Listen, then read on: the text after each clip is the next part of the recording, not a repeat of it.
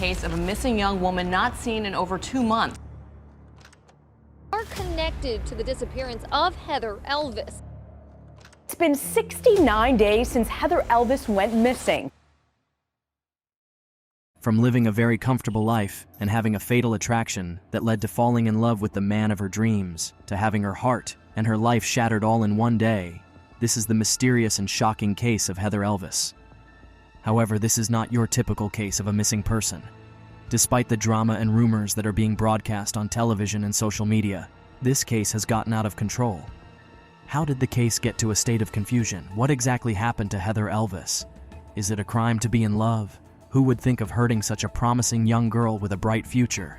Keep watching till the end to find out. This is Unsolved Files, a place where crime stories are being brought to your doorstep. What are you waiting for? Just hit the subscribe button for more fascinating and suspense-filled crime stories. Now, let's get back into this story and uncover this mystery. Heather, the 20-year-old daughter of Terry Elvis, works as a hostess at a well-known Myrtle Beach restaurant. Heather's parents are ecstatic about her future. Their little child is now an adult, prepared to face the world. Although her work was her passion, she enjoyed her job, and it was her driving force. But there's a sinister truth lurking beneath the surface of Heather's promising future. Now, it's time to reveal a sinister secret. Brianna Warrelman was Heather's roommate and best friend. She claims Heather and Sydney met when Sydney was hired to conduct maintenance at her workplace. Despite the fact that Sydney was 38 years Heather's senior, it was love at first sight for Heather. Heather fell head over heels for Sydney even after the day they first started chatting. Her infatuation with him was just intense. Sydney, on the other hand, treated Heather as if she were his exclusive possession. But there's one major problem. Sydney is a married man. However, Sydney's wife, Tammy, was aware of the affair and advised Heather to stay away from her husband via phone calls and text messages. When the whole thing was discovered, it detonated like a bomb. Tammy made sure Heather understood the message loud and clear. Tammy contacted Heather and informed her she was going to break things with her husband. She then placed her husband, Sydney, on the phone and waited there while Sydney and Heather talked and ended things over the phone. However, Sydney said some nasty words to Heather saying, "You know, you were nothing to me," which essentially tore Heather apart. Heather cried for 2 months before beginning to show indications of moving on.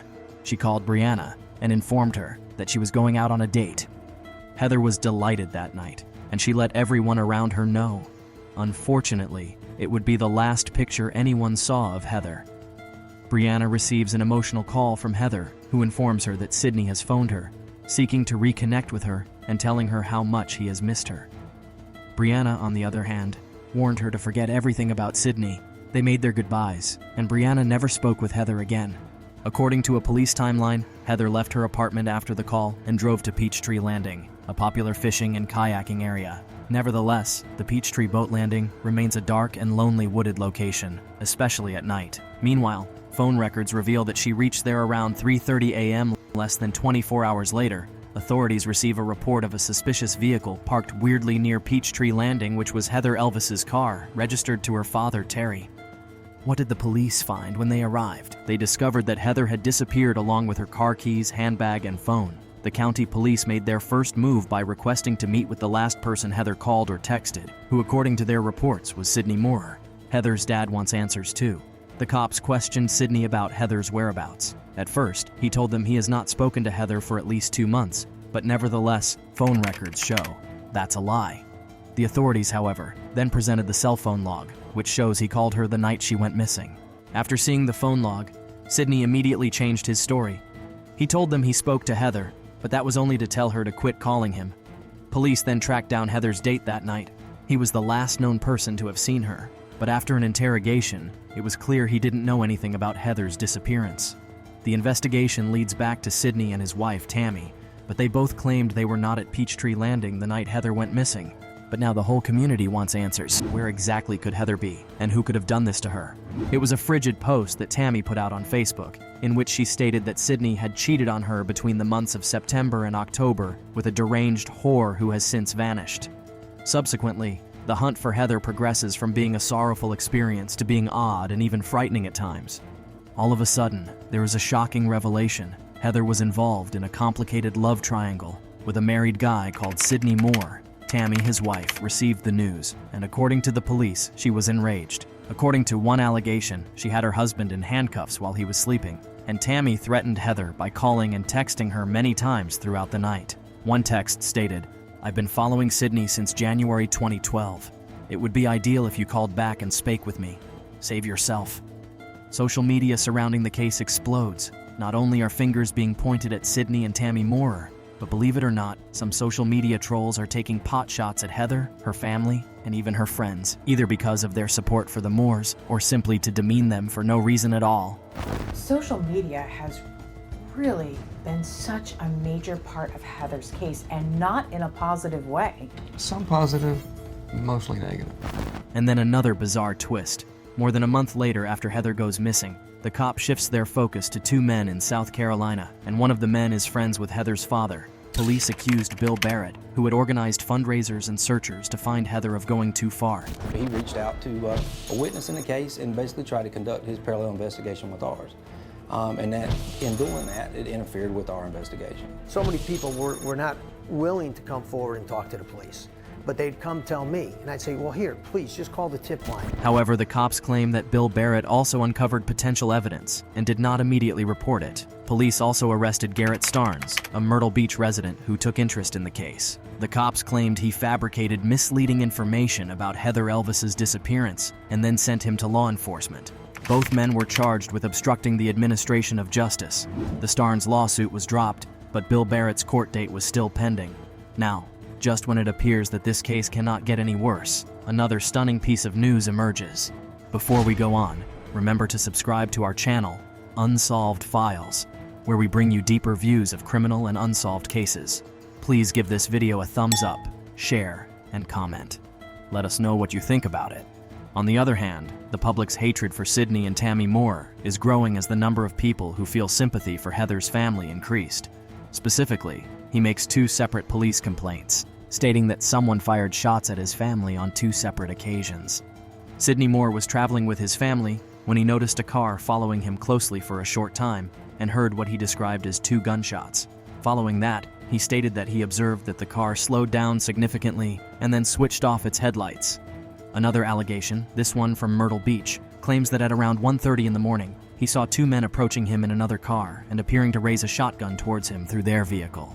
He asserts that he was able to go to a neighboring site and lock himself inside a structure till the arrival of the policeman. Just hours after Sydney's second encounter with a shooter, the authorities arrive at his home with a search warrant. They were successful in seizing some of the stuff from the residence. Sydney and Tammy were both detained and charged with obstruction of justice, but to everyone's surprise, they were also charged with 2 charges of indecent exposure. Later on, we found out that the indecent exposure allegation was presumably related to marital activities in public, as stated by their defense counsel. Yeah, that's right. They were having sex in their truck about the time Heather Elvis disappeared. Police are Biden because a few days after Sydney and Tammy Moore were arrested, they were handed down new charges. The disappearance of 20-year-old Heather Elvis is a mystery that's puzzled police in Myrtle Beach, South Carolina. She vanished in the early morning hours. All that remained was her car parked in an eerie place called Peachtree Landing. I definitely think Heather went to Peachtree with intentions to meet someone that she knew and that she trusted. I don't think that she would have went to the middle of nowhere in the middle of the night just because.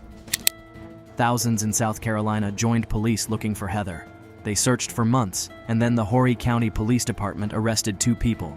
Police say his wife Tammy threatened her, and they're charged with the kidnapping and murder. The Moorers are also charged with obstruction of justice and, strangely enough, indecent exposure, which was part of their alibi when first questioned by the cops.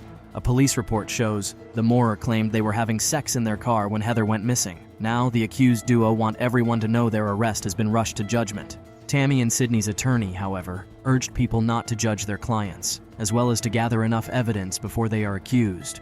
I would just urge people not to reach a conclusion, but not to assume that someone's guilty simply because they've been arrested and charged. It's being put to me, if your client didn't do it, who did it?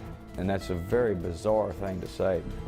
And some are asking. While some are asking how there can be a murder charge without a body. And on the other hand, just because you can't find the body doesn't mean that the person hasn't been murdered. The prosecution's evidence against the Moores is all circumstantial. They have numerous threatening texts from Tammy to Heather to end the affair with her husband, Sydney. Prosecutors say Tammy's jealousy was so intense she sometimes handcuffed Sydney to the bed at night. But is that enough for a murder conviction? Now this is what they think happened based on phone records, witness statements, and video evidence. At about 1:35 a.m., police allegedly called Cindy Moorer from a payphone. The call lasts for almost 5 minutes, and at 1:44 a.m., the police say Heather then calls her friend Brianna. In the meantime, according to the phone records, Heather made a call to Sydney's mobile phone at 3:17 in the morning. It has been discovered by the prosecution that Heather is still at her flat, while Sydney is still at his respective residence. In the aftermath of that phone conversation, the authorities think that Heather gets into her vehicle and then drives 3 miles to Peachtree Landing. At 3:36 a.m., a camera installed in a private household shows a truck of dark color traveling in the direction of Peachtree Landing from the direction of Sydney's house. Another camera located at a business site captures footage of the vehicle increasing its proximity to Heather's position. Heather's phone pings indicate that she is now parked at Peachtree Landing, and she repeatedly calls Sydney's phone between the hours of 3:30 and 3:40 in the morning. According to the authorities, the phone goes silent shortly after that, and there is no further information from her phone. They also documented the fact that the last live call that Heather made was at 3:41 a.m., and that call was either a 1-minute call or an attempted call. Around 3:46 a.m., the same black truck identified by police was seen coming again toward Moorer's residence. Again, the police's video security cameras think the black truck belonged to Sydney and Tammy Moorer. The couple does own a black truck, identical to the one seen on camera. However, with all of these evidence, Sydney and Tammy was detained without bail for several months. Their attorneys persuade a judge to release them for $100,000 each. Heather has been gone for over 2 years, and the most highly anticipated murder trial in South Carolina has yet to begin. Numerous delays have only fueled suspicion about the strength of the prosecution's case, and this one is very stunning. A court authorizes Sydney and Tammy to relocate from South Carolina to Florida until the trial begins. Tammy and Sydney's attorneys argued to the judge that they needed work and that they had an option or an opportunity to apply for a job in Florida. But wait a minute, where in the world's name can someone who has been charged with murder be allowed to leave the state? Heather's father, Terry, was alarmed when he heard the news. I was beyond outraged when I heard it. At the bond hearing, prosecutors told the court they still had no direct evidence linking the couple to Elvis's disappearance. The Elvis family argued against the release, claiming they had received threats from the Moorer family and their supporters. So the court required Sydney and Tammy to agree to GPS monitoring of their whereabouts, to stay 5 miles, 8.0 kilometers, away from the Elvis family home at all times, and to avoid interacting with any of them on Facebook or other social media. Due to the continuing threats against Sydney and Tammy and their difficulties finding work in Horry County. In September, the court allowed the Moorers to move to Florida, where Sydney had found a job, while the case was still pending. They were required to continue to meet their bail conditions and waive extradition from Florida should they violate them. In March 2016, prosecutors dropped the murder charges against both Sydney and Tammy without prejudice, meaning they could be reinstated later should the state decide to. The indecent exposure charges were dropped as well, along with the obstruction charge against Tammy. The charges related to the alleged Medicaid fraud remained. The Elvises said that while they were disappointed, they understood that prosecutors had to make decisions like that and hoped that further investigations and trials on the outstanding charges would eventually lead to them finding out what had happened to their daughter. In June 2016, the first trial in relation to Heather Elvis's disappearance took place when a jury was seated to decide whether Sydney had kidnapped her. Over the next 4 days, the state presented its case. Heather Elvis's co-workers testified that she had had an affair with Sydney. You know who she was having sex with? Sydney. Who was she staring at? Tammy. And that they, along with Heather Elvis herself, believed she had gotten pregnant as a result.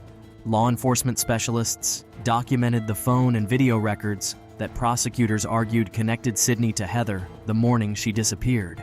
The jurors were also taken to see both Peachtree Landing and the Moorers' house. The last day of the trial was taken up by Worrellman's testimony. She described the affair between Heather and Sydney in greater detail and became upset recalling her last conversation with her roommate. On cross-examination, the defense asked her about sometimes Heather had had difficulties with her family and a reportedly abusive former boyfriend who Heather had dated prior to meeting Sydney. After the judge rejected the defense motion for a directed verdict of not guilty, Sydney's attorney, Kirk Truslow, rested his case, making his closing argument to the jury that the case against his client was entirely circumstantial and had only proved that he and Heather had had an affair. However, after deliberating for 7 hours, the jury informed the judge that they were irreconcilably divided. 10 of them wanted Sidney convicted, but 2 did not. Due to this hung jury, the judge declared a mistrial. On the trial's second day, Sidney spoke to a media outlet about the case. After the trial, the judge found him in contempt of court for violating the gag order and sentenced him to 5 months in jail. He was released after 2 months due to good behavior. Upon release, he spoke again to the media, saying he felt the jury in the trial had not been impartial and that the whole case amounted to malicious prosecution. Court proceedings related to the case resumed over a year later.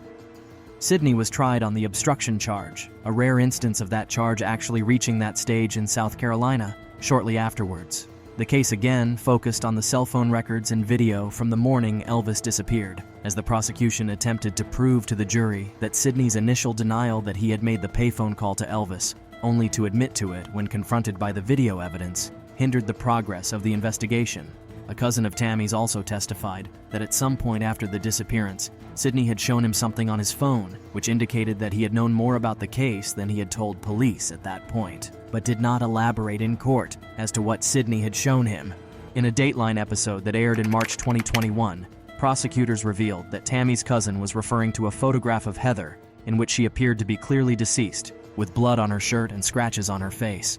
However, in September of 2019, Sidney Moorer was found guilty of kidnapping Heather Elvis and sentenced to 30 years.